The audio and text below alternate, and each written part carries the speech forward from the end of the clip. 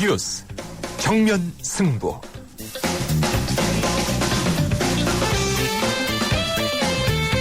안녕하십니까. 뉴스 정면 승부의 김상호입니다. 10월의 어느 멋진 날에는 이런 노래가 있죠. 성악가 김동규 씨가 부른 노래인데요. 10월이 되면 듣고 싶은 노래 중에 저도 하나입니다. 여러분들도 어떠신지요? 오늘도 10월의 날씨와 하늘은 정말 멋졌습니다. 하지만 만끽하신 분들 얼마나 되실지 궁금한데요. 오늘도 지친 몸으로 출퇴근길, 자동차에서 또 지하철에서 몸을 실으신 분 많을 텐데, 그런데 지하철역에 발암물질을 일으키는 성면이 여전히 많이 남아있다고 합니다. 잠시 후 관련된 내용 짚어보도록 하겠습니다. 10월의 어느 멋진 날에는 정말 아름다운 멜로디와 로맨틱한 가사로 결혼식 축가로도 정말 이 노래가 많이 쓰이지 않습니까? 가사 중에 이런 구절이 있습니다. 널 만난 세상 더는 소원 없어 바람은 죄가 될 테니까. 이런 구절인데요. 그런데 요즘 예비 신랑과 신부들은 이외에도 서로에게 바라는 것이 많은 것 같습니다.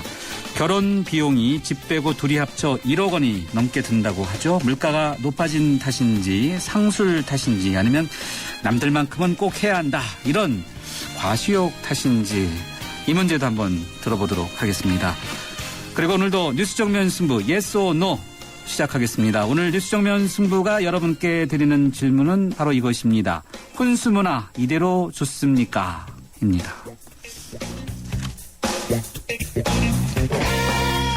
네, 뉴스 정면 승부 Yes or No. 오늘 청취자 여러분께 드리는 질문은 혼수문화 이대로 좋습니까? 입니다. 여러분의 의견 Yes 또는 No라고 답하시고 의견도 함께 덧붙여 보내주시면요. 방송이 끝날 무렵에 저희가 자체 문자를 집계해서 알려드리겠습니다. 짧은 문자는 50원, 긴 문자는 100원의 유료 문자인데요. 휴대전화 우물정 0945번 또는 YTN 라디오 앱이죠. 예스로 듣고 계신 분들은 게시판에 남겨주시면 되겠습니다. 의견 남겨주신 분들 가운데 두 분을 추첨해서 세계 지성인의 필독지 월간 르몽드 디플로마티크 6개월 구독권을 보내드리겠습니다. 10월 22일 화요일 뉴스 정면 승부 문을 열죠.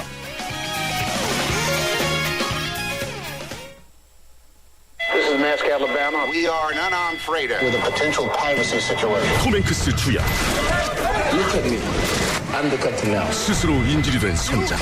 생존을 건 협상이 시작된다. We gotta get him off the ship. 본 시리즈 감독. 캡틴 필립스 10월 23일 대개봉. 15세 관람가. 저 김광규 여행도 혼자 하고 쇼핑도 혼자 하고 보험가입도 인터넷에서 혼자 하죠. 아주 쉽고 편하게. 새벽 3시까지 4단계로 간편하게.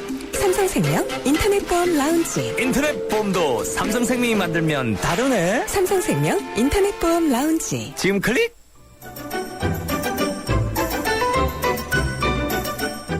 친절한 수현 씨의 까칠한 뉴스.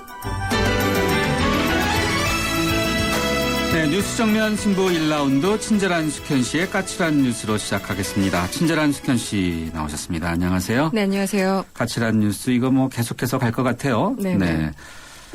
국회 국방위원회가 합동참모본부를 대상으로 국정감사를 벌였죠. 사이버 사령부의 정치 성향의 글, 이게 이제 선거와 문제 있다는 건데 어떻습니까? 그렇습니다. 국군 사이버 사령부 일부 요원들이 블로그와 트위터에 이른바 정치 성향의 글을 작성한 것과 관련해서 여야 간 공방이 오늘도 뜨겁게 이어졌습니다.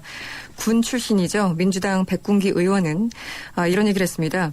북한은 전 세계의 네트워크와 단절돼 있어서 미국 국가안보국도 해킹하지 못하는 유일한 나라다라고 얘기를 하면서 이런 맥락에서 볼 때 사이버 사령부 심리전단이 누구를 상대로 심리전을 수행했는지 의문이고 결국은 우리 국민을 상대로 심리전을 펼쳤다고밖에 볼 수 없다라고 주장을 했습니다. 특히 야당 의원들은요. 국방부 사이버 순찰대가 정치적 중립 의무 등의 내용이 담긴 SNS 활용 행동 강령 위반 행위를 적발하지 않은 점을 들어서요. 사실상 이런 행위를 방치한 것 아니냐, 조직적으로 개입한 것이 아니냐 이렇게 의혹을 연속해서 제기하고 나섰습니다. 국방부 합동조사 중간 발표도 나왔죠. 그렇습니다. 국방부는 일각에서 제기되는 부대 차원의 조직적 개입 여부 등을 밝히기 위해서요. 오늘 일단은 수사로 전환한다고 밝혔습니다. 사이버 사령부 요원들이 상부의 지시를 받고 조직적으로 정치 성향의 글을 올렸는지를 규명하기 위해서 실제 오늘 압수수색에 들어갔는데요. 말씀하신 것처럼 오늘 중간조사 발표 내용을 보면요. 국군 사이버 사령부 4명, 군무원 3명과 현역 부사관 1명이라고 합니다. 이렇게 4명 요원들이 정치적 성향의 글을 올렸고요. 하지만 그럼에도 불구하고 조직적인 개입은 없었다는 게 오늘 국방부 발표 내용입니다. 국정원이 자체 예산으로 사이버 사령부를 통제해왔다 이런 주장도 있어요. 예, 그런 주장도 나왔었죠. 여기에 대해서 국방부는 또 반박을 했습니다. 국정원으로부터 지원받은 예산은 전혀 없고 정보 관련 예산은 국방부에 편성되는 국방비라고 반박을 했습니다. 또 일각에서 제기했던 게 있었는데요. 이종명 국정원 전 3차장 그리고 사이버사령부 1처장 등이 같은 시기에 합참에서 근무했었다면서 연계설을 주장했었는데요. 여기에 대해서도 그 근무한 사실이 없다고 주장을 했습니다. 어쨌든 지금 NLL 국면에서 핏대를 세우던 새누리당은 목소리가 확 줄어들었고요. 또 반면에 민주당은 겉핥기 수사라면서 목소리를 높이고 있는 그런 상황입니다. 사상 초유의 검찰 내 검검 갈등 이건 어떻게 돌아가고 있습니까? 예, 오늘 길태기 검찰총장 직무대행은요. 대검 차원의 감찰을 지시했습니다. 대검찰청 감찰본부에 국정원 관련 의혹 사건 추가 수사 과정에서 보고 누락 논란 등 최근에 발생한 문제에 대해서 감찰 조사를 지시했다고 구본선 대검 대변인이 오늘 밝혔습니다. 그리고 앞으로도 이 사건의 수사와 공소 유지는 일체의 정치적인 고려 없이 오직 법과 원칙에 따라 진행될 것이라고 밝혔습니다. 일단 이렇게 감찰이 시작되면요. 국정원 직원들에 대한 체포와 압수수색 과정 그리고 원세훈 전 국정원장에 대한 공소장 변경 신청 등 그간의 수사 진행 과정 전반에 대해서 조사가 이루어질 것으로 보입니다. 국가기관 간의 이런 싸움 정말 나락거리 뭐예요? 그렇습니다. 지금 국정원과 검찰이 대놓고 싸우고 있고요. 또 검찰은 내부에서 공안라인과 특수라인끼리 다투고 있습니다. 또 국군은 자체 압수수색까지 들어가고요. 지금 나락거리 참 엉망입니다. 어제 조영건 서울중앙지검장 항명이다 이렇게 주장을 했는데 대검찰청에 본인에 대한 감찰을 스스로 요청했어요? 네, 셀프 감찰 얘기가 나오고 있죠. 고위 간부가 자신에 대해서 셀프 감찰을 요청한 것은 역사상 전례가 없다고 합니다. 조영곤 지검장은요, 어제 국정감사에서 참 곤혹스러운 입장이었는데요. 여러 가지 논란이 계속되자 스스로 감찰을 요청하기로 결심한 것으로 해석이 됩니다. 하지만 조영곤 지검장의 직접 감찰 요청은 단서나 참고는 되겠지만 그 자체로 조 지검장의 감찰 대상이라고 말할 수는 없다는 게 대검의 설명입니다.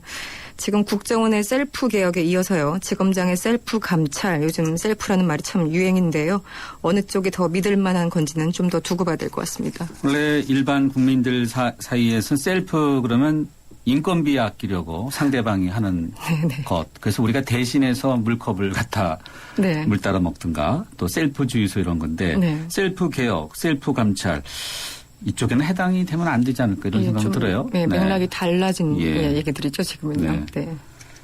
자, 민주당에서 항상 아킬레스 건으로 좀 볼 수 있는데 대선에 대해서 불복하는 것 아니냐 이런 부분에 대해서 민주당 입장 어떻습니까? 네, 최동욱 전 검찰총장에 이어서 수사를 진두지휘해왔던 수사팀장까지 교체됐죠. 또 국정원 사건에 대한 수사는 이 때문에 물 건너갔다는 반응이 이미 나왔었습니다. 또 군에서도 정치 관련 글을 수백 건이 올라와서 의혹을 낳다 보니까 민주당의 발언 수위가 한층 높아지고 있습니다. 당장 박지원 의원은요, 오늘 열린 긴급 의원총회에서 이런 얘기를 했습니다. 국정원과 보훈처 그리고 군의 총체적 부정선거라면서 선거 문제에 대해서 심각하게 고민할 때가 됐다. 이렇게 주장을 했고요. 삼선 중진이죠. 서른 의원도 여기에 가세해서 지난 대선 자체가 심각한 부정이었다는 사실을 새삼 깨달아야 된다. 이렇게 주장하고 나섰습니다. 그동안 말씀하신 것처럼 새누리당이 대선 불복을 하는 것 아니냐 이렇게 민주당을 다그쳐 왔는데요. 그동안 여론의 역풍을 우려하던 민주당이 이제는 대선 불복이라고 맞받아치고 있는 그런 형국입니다. 네. 자, 대선 불복. 참 이게 여야에서 계속 이렇게 이어지니까 많은 국민들이 상당히 좀 불안해하지 않을까 이런 생각도 들고요. 대변인은 또 대선 불복 아니다 이렇게 또 공식적으로 발표하기도 했습니다. 네. 오늘 국방위에는 취임 후 처음으로 최윤희 합참 의장이 출석했죠. 어떤 내용이 나왔습니까? 여러 가지 질문에 대한 답변이 있었는데요. 최윤희 합참 의장이 오늘 국방위원회에 출석을 했습니다. 북한은 중국과 러시아의 동의 없이도 충분히 전쟁을 일으킬 수 있다고 본다. 이렇게 밝혔는데요.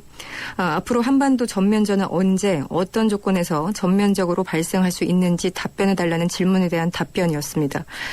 최윤희 합참 의장은 지금 북한 정권 형태를 봤을 때 6.25 정권 때와는 다르다고 본다면서 북한의 현 정권이 위협을 받거나 남북 군사력 균형에 변화가 왔을 때 또는 한미동맹에 균열이 있을 경우에 전쟁을 일으킬 가능성이 크다라고 답변을 했습니다. 또 그 핵실험에 대해서도 얘기를 했는데요. 장거리 미사일 발사 그리고 3차 핵실험을 봤을 때 상당 수준의 핵 능력을 보유하고 있다면서 이 때문에 우리가 대응 능력을 구비해 나가는 것이라고 강조했습니다. 네, 북한의 핵 보유, 우리가 대응 능력이라는 것은 우리가 핵 저지를 할 수 있는 구체적인 뭔지는 언급을 안 했네요. 그렇죠. 네. 구체적으로 언급할 수도 없는 부분도 있고요. 글쎄요, 좀 네. 민감한 부분이네요. 네. 알겠습니다.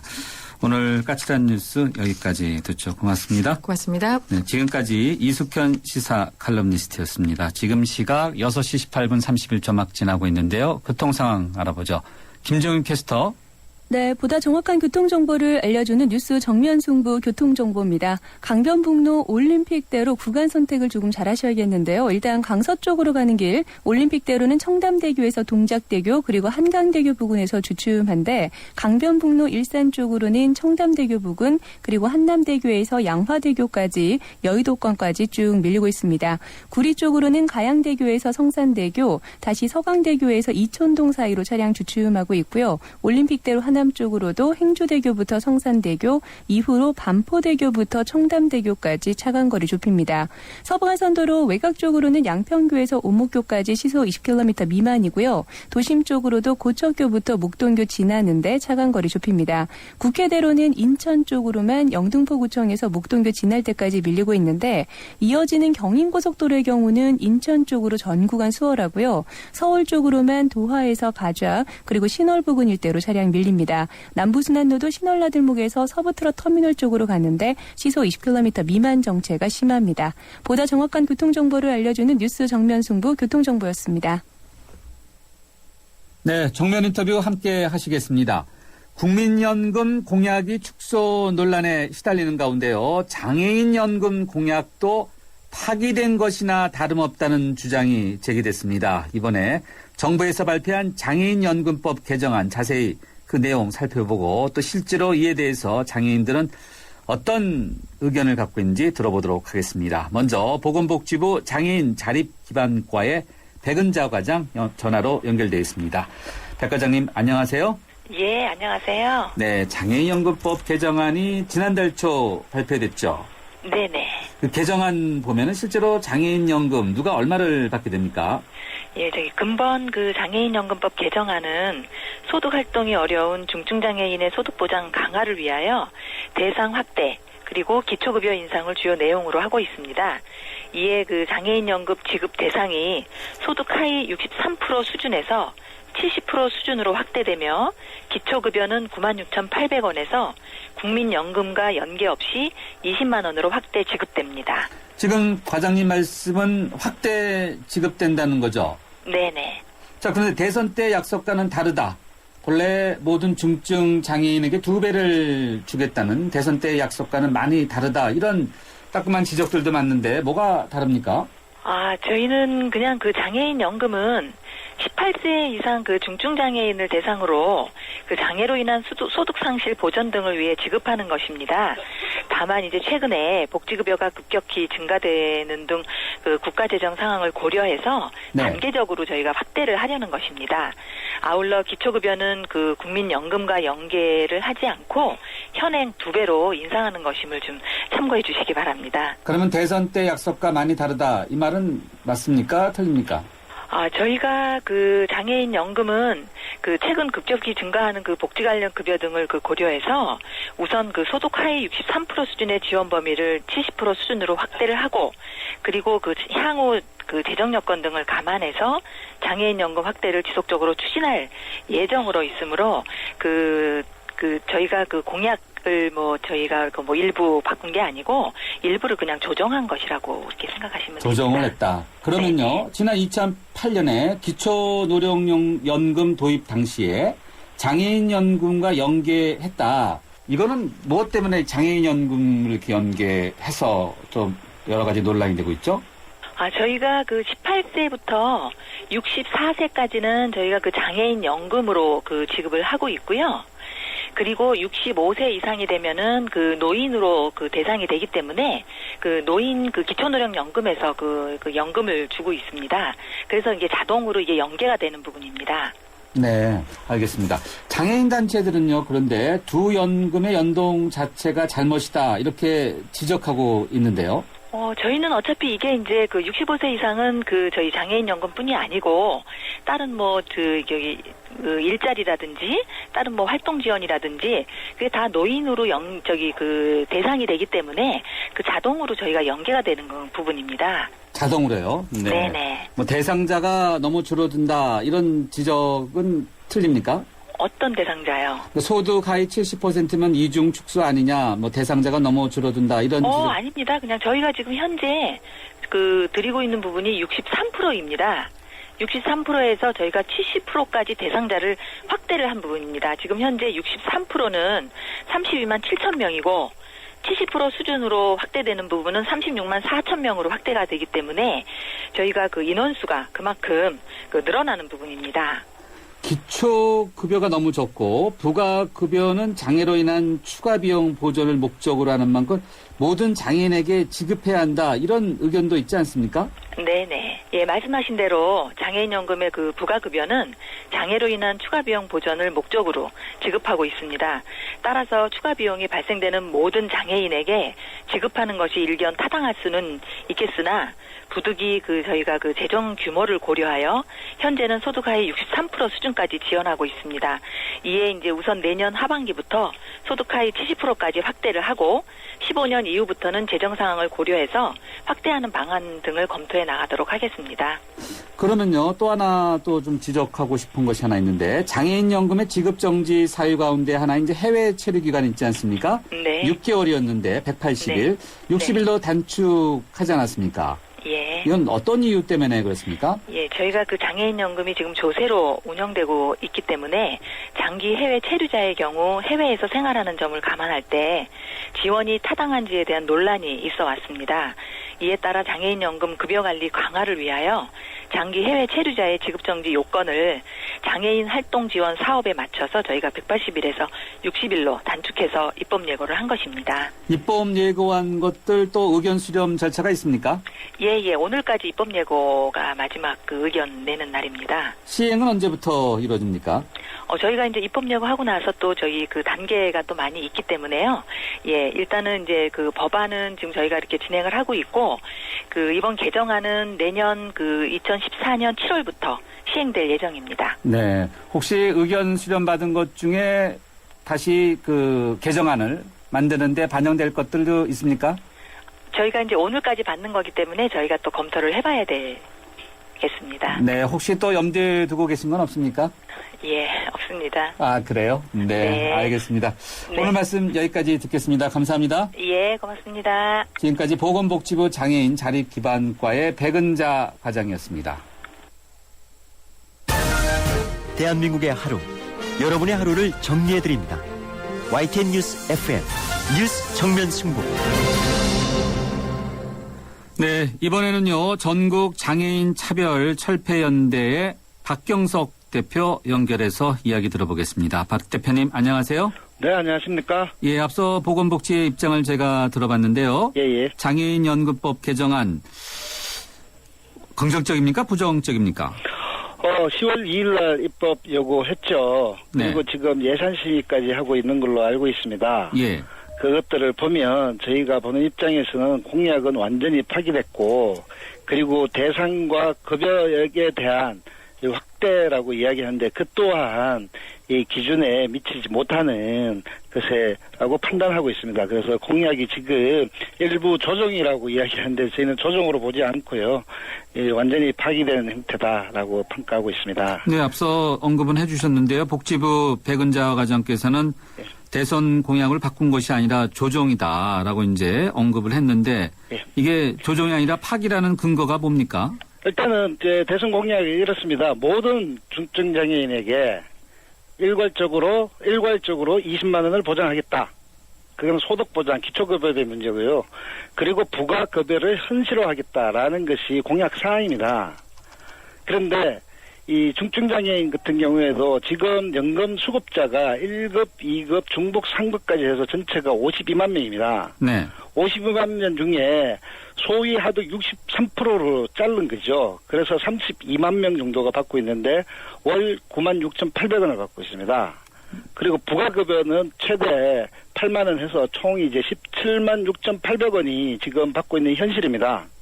근데 문제는 지금 이 급여를 늘렸다고 하는 것들이 주장이 63%에서 70%를 늘렸다는데 저희는 그거는 지금 상황에서 큰 의미가 없고요. 그런데 지금 저희가 장애 등급제 폐지를 이야기하고 있으면서 지금 정부는 또 다른 방향으로 이 중경으로 해서 상급까지 다 포함하겠다고 하는데 그 인구만 해도 59만 명입니다. 그러면 최소한의 약속을 지켜야 된다면 그 59만 명에 대해서 일괄적으로 기초급여 20만 원을 부과해야 됨에도 불구하고 전혀 그런 계획들을 발표하지 않았습니다. 그리고 두 번째는 부가급여에 대한 이 추가 장애인이 중증 장애인일수록 추가급여가 이제 발생하는데요. 그게 한 20만 원 정도의 수준에서 발생한다고 보건복지부 통계에 나오고 있습니다. 근데 부가급여 현실화를 하겠다라는 것들에 대한 어떠한 발표도 지금 없습니다. 네. 그렇기 때문에 지금 저희가 애초에 이야기했던 이 공약은 전혀 이제 폐기됐다, 물거품됐다라고 판단하고 있습니다. 네, 그렇군요.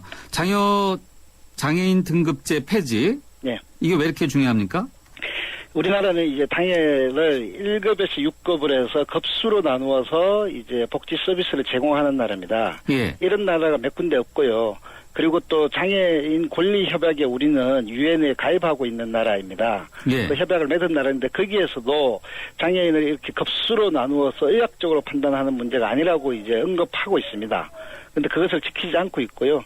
그런데 이제 장애 등급제가 더 중요한 거는 장애복지 이 서비스를 급수로 나눠서 다 제한을 하는데 연금 같은 경우가 1급, 2급, 중복, 상급까지 뺏기 주지 않고 있습니다. 아, 그렇군요. 예, 네. 그래서 나머지 장애인들은 이 받을 수 있는 근거조차도 이제 네. 제외된 상황입니다. 네. 그렇기 때문에 급수가 굉장히 중요한 문제로 네. 부각되고 있습니다. 대표님께서 부가급여 언급도 지금 많이 해주셨는데 예. 부가급여 이건 또 왜 이렇게 중요합니까?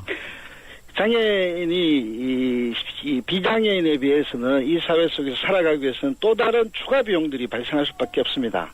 이 의료의 문제나 보장구의 문제나 그리고 이동의 문제나 여러 가지 비장애인에 비해서 장애를 가짐으로 해서 발생하는 비용이 이 복지부 통계에서도 중증장애인 같은 경우는 24만 원까지 추가로 발생하고 있다라고 하고 있는데 이런 것들을 이 복지부에서는 부가급여라고 해서 추가 비용을 갖다 보존하겠다라고 해서 현재 최대한 8만 원까지 지금 하고 있습니다.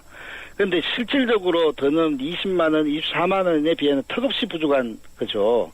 그래서 지난 대선 공약 때 이런 것들을 현실화하겠다고 했는데 이 현실화에 대한 대답은 하나도 없습니다. 네. 네. 현실화에 대한 대답이 없다. 그래도 또 일부에서는 재정상 대선 공약을 지키는 것, 또 앞서 복지부에서는 공약을 파기하거나 바꾼 것이 아니라 조정했다고 언급을 했는데 이런 설명으로는 좀 부족합니까? 받아들일 수가 없는 거죠. 대통령 공약 때 공약을 그냥 하는 것들이 아니라 그것들을 통해서 국민들과의 약속하는 문제라고 생각합니다. 그때도 이 재정을 검토를 했었어야 되는 것이고 그 속에서 이제 이야기를 하는데 지금 와서 재정상 문제라고 이야기한다면 서로를 얻을 때는 그 문제를 고려하지 않고 그냥 표만 얻기 위한 공약이었느냐라는 것에서는 정치적으로는 굉장히 무책임한 발언이다라고 생각을 하고요. 그리고 이 재정의 문제는 어디 갖다 대면 다 걸리는 문제입니다. 코에 걸면 코걸이고 귀에 걸면 귀걸이의 문제를 가지고 그걸 재정 참 어렵다라고 이야기하는 거는 지금의 정부로서는 굉장히 책임의 반기이고 또다시 국민들을 특히 사회적 약자 그리고 박근혜 정부는 지금 맞춤형 복지라고 이야기하고 있는데 예. 이 장애인의 삶과 이런 어려운 현실에도 못 맞추는 것들을 또 맞춤형 복지라고 이야기하고 있다니 이건 참으로 좀 실망스러운 부분이라고 저는 생각하고 있습니다. 그렇다면 대표께서 보실 때 장애인 연금 문제 실질적으로 도움을 주기 위해서는 어떻게 이루어져야 됩니까? 지금 현재 박근혜 정부가 애초에 공약했던 것조차라도 좀 지켰으면 좋겠습니다. 먼저 가장 최소한의 것이고요. 이것이 지금 중증장애인 1, 2, 3급이 아니라 모든 장애인들에게 지금 이것이 지급돼야 됩니다. 장애인 연금을 제정할 때 애초에 주장을 했었던 문제인데 이런 모든 장애인들에게 아직 그 장애인 연금의 대상으로 확대되지 않고 있다라는 것이고요. 더 중요한 거는 이제 부가급여 문제에 대한 추가급여에 대해서 추가 비용에 대해서는 현실화해야 됩니다. 예, 그리고 알겠습니다. 20만 원에 대한 약속은 지켜야 되는 것이고 그것이 20만 원이 소득 보장에 얼마나 도움이 될 수 있겠습니까? 예, 그런 알겠습니다. 부분들을 고려한다면 그 대상과 급여 수준이 지금 올라야 된다라고 생각을 합니다. 예, 대표님 오늘 말씀 잘 들었습니다. 감사합니다. 네, 고맙습니다. 지금까지 전국 장애인 차별 철폐연대 박경석 대표였습니다. 짧아서 더 아쉬운 가을. 그래서 쉐보레가 10월 특별 혜택을 준비했습니다. 쉐보레 차량 구매 시 최대 120만 원 특별 지원, 스파크 또는 크루즈 디젤 구매 시 최대 36개월 무이자 할부. 최대 36개월 1.9% 초저리 할부. 쉐보레 혜택으로 즐거운 가을 여행을 떠나보세요. 일부 차종 제외 10월 31일까지. Chevrolet, find new roads. 온 동네 맛있다고 소문난대. 최신 김치 냉장고 모든 제품 다 보고 비교했지. 역시나 하이마트 김치 냉장고 하이마트. 최신 김치 냉장고 잘 사려면 하이마트로 가요. 네, 뉴스 정면 승부가 여러분께 드리는 yes or no 질문은요. 오늘은 혼수 문화 이대로 좋습니까? 입니다. 몇 번 소개해드리겠습니다. 8356님인데요. 노입니다. 시대의 흐름에 따라 혼수 문화가 변할 수는 있지만 이제는 모든 명품 아니면 취급을 안 해주는 것 같아서 솔직히 결혼 준비하는 여자 입장에서는 너무 버거운 것 같아요. 정말 누구를 위한 혼수인지 모르겠습니다. 이렇게 의견 주셨고요. 0234님입니다. 혼수 문화 저는 좋습니다. 서로 상황에 따라 맞춰간다는 것에 예스인데요. 의견 조율이 쉽지 않겠지만 분수에 맞춰 준비하는 것이 바람직하지 않을까요? 라고 이렇게 의견 주셨습니다. 감사합니다. 혼수 문화에 대한 여러분들의 다양한 의견 휴대전화 우물정 0945 그리고 라디오 애플리케이션이죠. 예스로 여러분들 의견 남겨주시며 방송에서 함께 하고요. 그리고 디플로마티크 6개월 구독권도 보내드리겠습니다. 두 분 추첨하겠습니다. 뉴스 정면 승부 1라운드 여기서 마무리하고요. 잠시 뒤 2라운드에서 뵙죠. 2013 YTN 연중기획 화합과 소통 함께 가는 대한민국 야구 해설가 양준혁 씨입니다. 야구 선수라면은 누구나 호쾌한 타격을 하고 싶어 합니다. 또 하지만은 또 팀을 위해서 희생 플라이나 또 희생 번트를 대해야 할 순간이 또 있고 그 가치는 홈런과 변주어 봤을 때 결코 작지 않다고 저는 생각합니다. 또 이런 희생 정신은 지금 우리 사회를 살아가는 어느 누구한테나 가장 기본이 되어야 하지 않을까. 희생 참 어려운 도전인 것 같습니다. 하지만 어려운 만큼 열매는 달다고 생각합니다. 이렇게 모두를 위해 조금씩 도전한다면 우리 주위에 뿌리 내릴 수 있지 않을까요? 2013 YTN 연중기획 화합과 소통 함께 가는 대한민국 YTN 라디오가 함께합니다.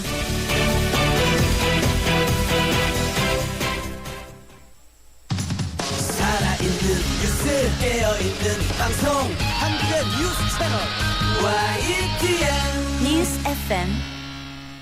네, 뉴스 정면 승부 2라운드인데요. 2라운드에서는요. 출퇴근 매일 이용하는 지하철에 특히 많이 남아있는 발암물질 성면의 심각성에 대해서 자세히 짚어보도록 하고요. 계속해서 오늘 yes or no 여러분께 드리는 질문 혼수문화 이대로 괜찮습니까?에 대해서 여러분들의 다양한 의견 받고 있습니다. 두 분 뽑아서 디플로마티크 6개월 구독권 보내드리겠습니다. 많은 참여 부탁드리고요. 잠시 쉬었다 가죠. 자동차 1년에 얼마나 타세요? 한 9,000km? 사고 난 적은요? 3년간 없죠. 그럼 보험료 할인 더 받으셔야죠. 마일리지로 할인받고 3년 무사고로 또 한 번 할인. 악사 다이렉트 자동차 보험 1566-1566 악사 다이렉트. 가입 시 유의사항을 꼭 확인하세요. 업데이트 한 번 안 했다고 바다를 달리고 산을 헤매는 당신의 내비는 업데이트 안 해도 언제나 최신 지도로 누구보다 빠르게 안내하는 U+ 내비 LTE는 마음껏 감탄하세요. 이런 게 100% LTE 생활. U+. 나 강동원 언제 어디서나 아메리카노를 마신다. 루카를 마신다.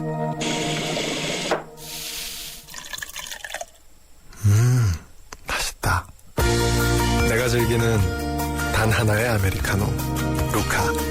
루크 아메리카노. 루카. 네, 이번에는 정면 인터뷰 함께 하시겠습니다. 우리가 매일 이용하는 지하철역에 발암물질인 성면이 그대로 남아있는 것으로 드러났습니다. 환경부에서는 지난 2008년까지 성면을 제거한다고 밝힌 바 있는데 서울 메트로에서는 재정이 없다, 또 서울시에서 해결해야 할 문제라는 등 책임 소재에 대해서도 이견이 있습니다. 먼저 서울대 보건대학원의 백도명 교수 연결해서 성면이 어떤 물질인지 들어보고요. 다음에는 국회 환노위 민주당의 김경엽 의원 연결해서 어떤 대책이 마련돼야 하는지 알아보도록 하겠습니다. 먼저 백도명 교수님 연결합니다. 백 교수님 안녕하세요. 예, 안녕하십니까. 네, 먼저 성면 위험하다 이런 이야기는 많이 들었는데 인체에 어느 정도 위험합니까? 그 대표적인 발암물질입니다. 그래서 굉장히 가늘고 잘 날리기 때문에 잘 보이지도 않는 상황에서 노출이 돼서 주로 이제 호흡기, 폐와 늑막에 암을 일으키는 그런 물질로 알려져 있습니다. 네, 성면으로 인해서 직접적으로 이렇게 암에 걸린 암을 일으킨 그런 사례가 진짜 있습니까? 그게 뚜렷하게 이제 보여지는 경우들은 주로 그걸 직접 다루는 내지는 그 성면에 노출됐다는 거를 직접 확인할 수 있었던 소위 그 현장 근로자들의 경우에는 저희 나라에서도 여러 사례들이 있습니다. 아, 그렇습니까? 네. 자, 이렇게 위험한 물질인데 지하철역 또는 학교와 같은 곳에 남아있는 이유는 무엇이죠? 이제 2009년도에 이제 완전 금지됐긴 했지만은 그 이전에 그 단열재 내지는 이제 건축 자재로서 많이 사용이 됐었기 때문에 모든 걸 다 한꺼번에 철거하지 못하고 그 예전에 사용됐던 게 아직도 남아있는 곳들이 상당수 있는 것으로 파악되고 있습니다. 네, 이전에 사용됐었기 때문이다. 그러면요, 지하철역에 많이 성면이 남아있다고 하는데 현장에서 일하시는 분들, 지하철역이요. 그리고 또 지하철을 이용하는 많은 탑승객들 위험합니까? 어느 정도 위험합니까? 글쎄요. 현장에서 일하시는 분들의 경우에는 특히 이제 그 보수 내지는 전기 시설 이렇게 설치하고 하면서 그 성면이 설치되어 있는 그 부위들을 자꾸 이렇게 건드리게 되면서 노출되기 때문에 그 위험성은 어느 정도 상당하다고 판단이 드는데요. 네. 이용객들의 경우에 있어서는 그 시간 내지는 노출되는 상황 자체가 현장 근로자들보다 더 비해서는 낮을 거로는 생각됩니다. 그렇지만은 아주 완전히 없다고 얘기하는 건 또 아주 완전히 없다고 또 사실 또 얘기하기도 어렵지 않을까 판단됩니다. 네, 그러면요 현재 남아있는 성면 제거하는 그런 계획이 마련돼야 합니까? 마련됐던 걸로 알고 있는데요. 그게 아직 제대로 맨 처음 조사가 제대로 안 됐든 아니면은 제거했던 거를 제대로 확인하지 않았던 그런 현재에 있는 문제들이 해결이 돼야 되는데 제대로 아마 안 된 걸로 파악되고 있습니다. 예, 알겠습니다. 교수님 오늘 말씀 여기까지 듣겠습니다. 감사합니다. 예, 감사합니다. 지금까지 서울대 보건대학원의 백도명 교수였습니다.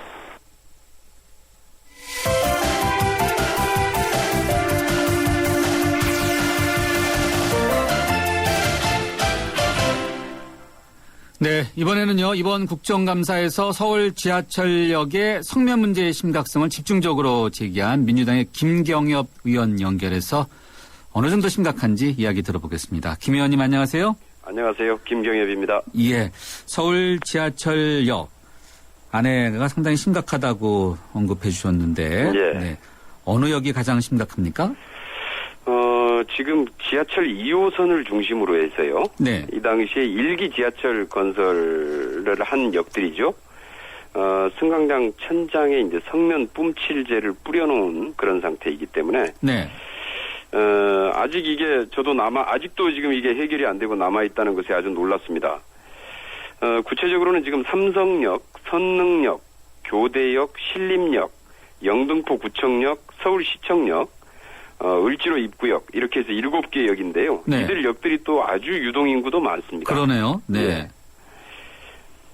유동인구가 많은 곳에 열차가 들어올 때 보면 이제 바람이 세지 않습니까? 열차풍이라고 합니까? 그렇죠. 그럴 때 성면가루가 많이 떨어집니까? 예, 이게 그래서 이제 이번에 그 조사한 결과가 그걸 이제 비산 가능성이라고 얘기를 하죠. 예. 성면가루가 날릴 가능성인데요. 이들 7개 역들을 125개 지점을 조사를 했어요. 그런데 51개 지점에서 비상 가능성이 가장 높은 3등급이 나왔습니다. 아, 그래요? 네. 예. 이 3등급 정도면은 이제 손의 힘에 의해서 쉽게 과로가 되는 정도로 비상 가능성이 높은 등급이고요. 네.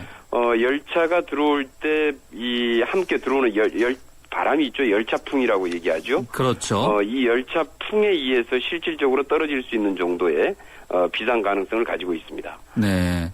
주로 천정에서 떨어지나요? 주변을 그렇습니다. 살펴봐야 예. 되겠네요. 예, 주로 지금 현재 이 성면 뿜칠제가 천정을 중심으로 해서 돼 있기 때문에요. 예, 천정에서 주로 떨어지게 돼 있죠. 네. 막을 수 있는 방법 없습니까? 이거를 지금 제거해야 되나요? 철거해야 되나요? 지금 이제 예산 문제인데요. 네. 이 성면 제거 계획을 2008년부터 네. 이 환경부가 5년 계획으로 해가지고 1차 5개년 계획을 수립하고 일정 정도 이걸 해결을 해왔습니다. 아, 그래요? 네. 예. 그런데 이제 이렇게 해서 많은 역들이 해결이 됐죠. 그런데 지금 앞서 말씀드린 이 7개 역은 네. 사실 이제 금년부터 시작해서 2차 계획 안에 포함되어야 합니다. 네. 그런데 이 금년 10월 2일 날 환경부가 국무회의에서 보고한 자료에도 네.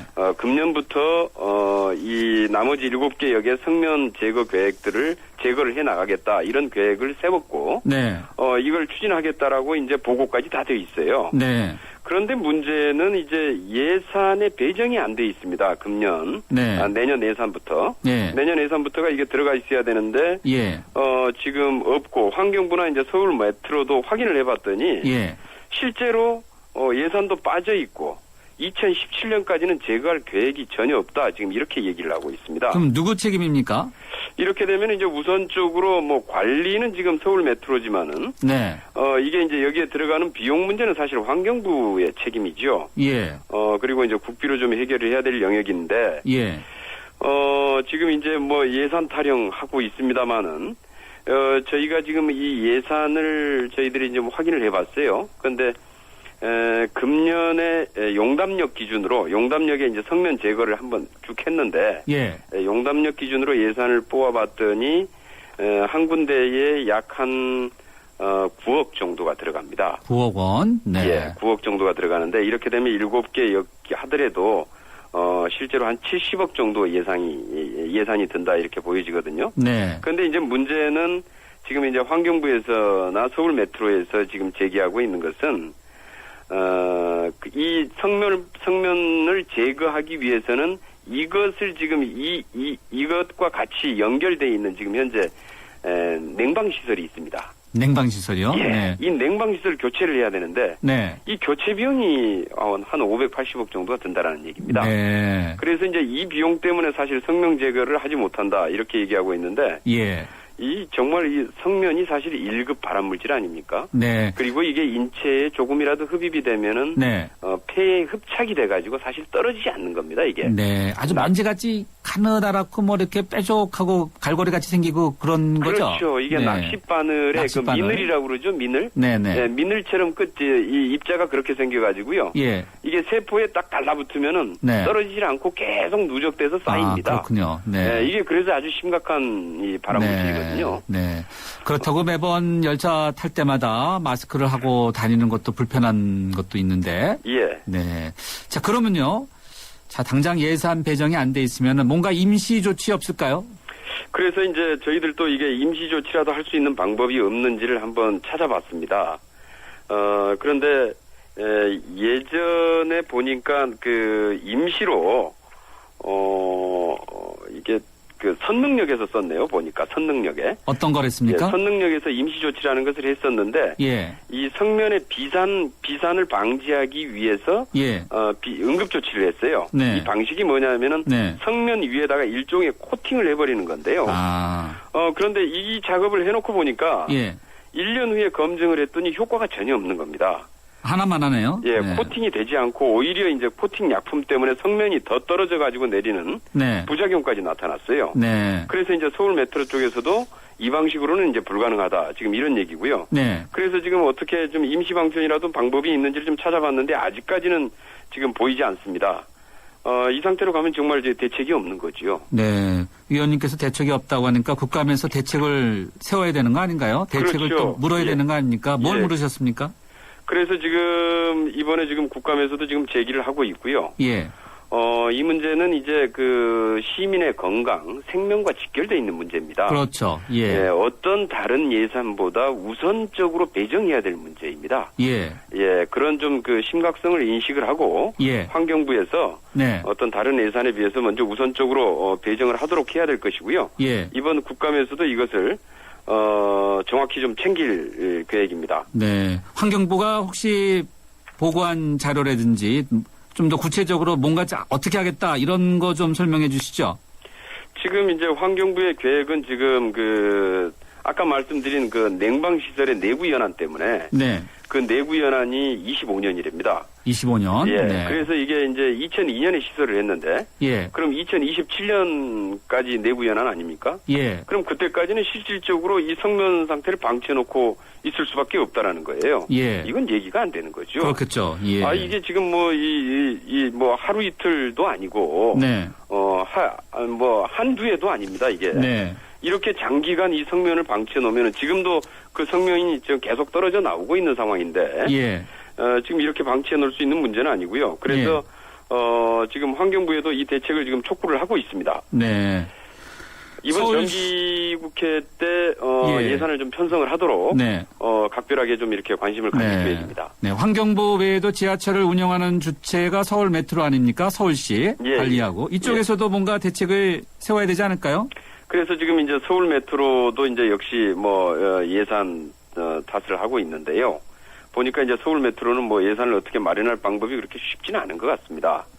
그래서 일단 좀 환경부가 아무래도 조금 더 여유가 좀 있어 보이고 그래서 아직까지 이 지하철 성면도 제거 작업을 환경부에서 환경부 예산으로 쭉 추진을 해왔습니다. 네. 그래서 문제는 이제 이번에 2차 5개년 계획에 이 성면 제거 계획이 포함될 수 있도록 하는 게 중요할 것 같아요. 예.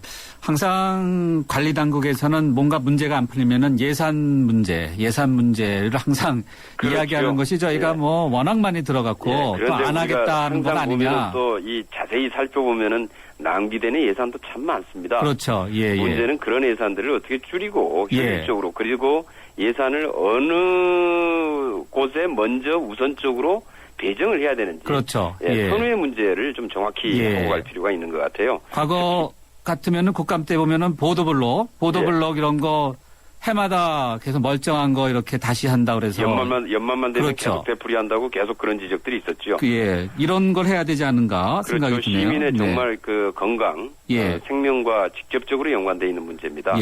금년에 다른 예산보다 우선적으로 예산 편성해야 할 것입니다. 네, 지하철역에 하루 서울 메트로 관리하는 하루 평균 이용객 수가 무려 400만 명이라고 합니다. 400만 명. 400만이요? 네. 예. 400만 아까는 명. 제가 680만으로 들었습니다. 그렇습니까? 예. 메트로만 680만 명. 그럼 더 많네요. 네. 자, 이게 보통 문제가 아니네요. 보통 문제가 아니죠. 이렇게 예. 많은 인구가 이용하고 있는 이 지하철역인데 아직도 네. 이렇게 1급 발암물질에 노출되어 있는 상태로 있다라는 게 네. 아주 심각하죠. 네. 법적인 거, 이런 거 어떤 규정을 바꾼다든가 또 이런 건 필요 없습니까? 지금 뭐 법적인 규정을 바꿀 문제는 아닌 것 같고요. 예, 예산 편성만 하면은 그 예산에 따라서 사업을 추진하면 될 것 같습니다. 예, 알겠습니다. 하나 더 볼까요? 국감에서 4대강 사업으로 인한 환경 문제가 쟁점으로 떠올랐다고 들었는데 예. 주로 어떤 내용입니까? 가장 큰 4대강 사업은 뭐 이번 그 정기국회 국정감사에서 가장 큰 관심사 중에 하나입니다. 네네. 지금 이제 저희 환경부에서 환경부 국정감사에서 지금 제기하고 있는 문제는 4대강 사업 이후에 지금 수질이 계속 악화되고 있습니다. 예. 그런데 문제는 이 4대강 사업에 하기 전부터 네. 물환경 관리 기본 계획이라고 그래서 이 수질 개선 계획이 쭉 진행되어 왔었습니다. 네네. 이게 10년간 32조 원이 들어가는 네. 엄청난 계획입니다. 예. 그런데 지금 여기에 이렇게 지금 투입을 하고도 네. 문제는 이게 수질이 계속 악화되고 있는 거죠. 네. 그런데 이제 저희들이 이번에 이걸 갖다 이 악화되고 있는 수질의 농도하고 오염도하고 그다음에 여기에 들어가는 예산을 좀 비교해서 한번 저희들이 계산을 해봤어요. 간단히 말씀해 주시죠. 예, 이제. 그런데 네. 이제 환경과학원에서 예측했던 대로 저희가 이제 BOD 수치를 0.29 정도가 지금 현재 오히려 악화돼 버렸는데 네. 이것을 낮추는 데만 계산을 해봤더니 14조 원이나 더 든다는 겁니다. 지금 현재. 예, 알겠습니다. 예, 의원님. 이런 아주 심각한 문제가 있어요. 네, 여기까지 듣도록 하겠습니다. 네, 예. 심각하네요. 4대강도. 예, 4대강 정말 이게 참. 네, 알겠습니다. 오늘 말씀 감사합니다. 예, 감사합니다. 지금까지 국회 환노위 민주당의 김경엽 의원이었습니다. 저희가 성면 문제와 관련해서요. 환경부의 관련 사항에서 인터뷰를 요청했는데요. 담당 부서에 따라서 책임 소재가 불분명하다는 이유로 인터뷰에 응하지 않았습니다. 추후 환경부가 입장을 표하면은 저희가 따로 인터뷰 시간을 마련하도록 하겠습니다. LG G2는 왜 사용자 모드와 게스트 모드. 두 개의 모드를 만들었을까? 정답은 TV 광고에. Learning from you. LG G2. 네, 피자헛입니다. 저기요, 고기 피자랑 새우 피자랑 뭐가 더 맛있어요? 둘 다 맛있습니다, 고객님. 그래도 뭐가 더 잘 나가요? 솔직하게. 둘 다 잘 나갑니다. 왜냐하면 더블 박스. 박스는 하나, 피자는 두 가지. 25,000원. 1588-5588 피자헛. 더블 박스 주세요. 아이가 뗐으면 사탕을 주긴 하는데 마음이 복잡해요. 먹여도 되나? 몸에 좋은 것도 아닌데. 서울우유가 엄마의 고민 하나를 덜었다. 칼슘에서 비타민 D3까지 우유의 영양이 듬뿍. 이거 완전 씹어먹는 우유네? 서울우유 밀크캔디. 이만 닦으면 된다고 생각하는 당신에게 나쁜 소식이 있습니다. 충치 원인균은 치아뿐 아니라 입안 전체에 산다. 다행히 좋은 소식도 함께 있습니다. 가그린이 충치 원인균 뮤탄스를 99.9% 살균한다. 이것이 가그린의 위력입니다. 충치 원인균 뮤탄스 99.9% 살균. 가그린. 네, 9245님인데요. 인체 해로운 성면이 아직도 지하철에 많이 남아있다니 정말 충격적이네요. 성면을 완벽하게 제거할 수 있도록 정부가 나서야 할 것 같습니다. 라는 의견 주셨고요. 7400님입니다. 성면 1급 발암물질 아닌가요? 저는 매일 2호선을 타고 출퇴근을 하는데 특히 2호선에 많이 남아있다니 정말 해결책이 없는 것인가요? 하루빨리 제거 작업에 들어가서 해결책 주셨으면 좋겠습니다. 라고 이렇게 의견 주셨습니다. 저도 매일 지하철 2호선 타는데요. 걱정되네요.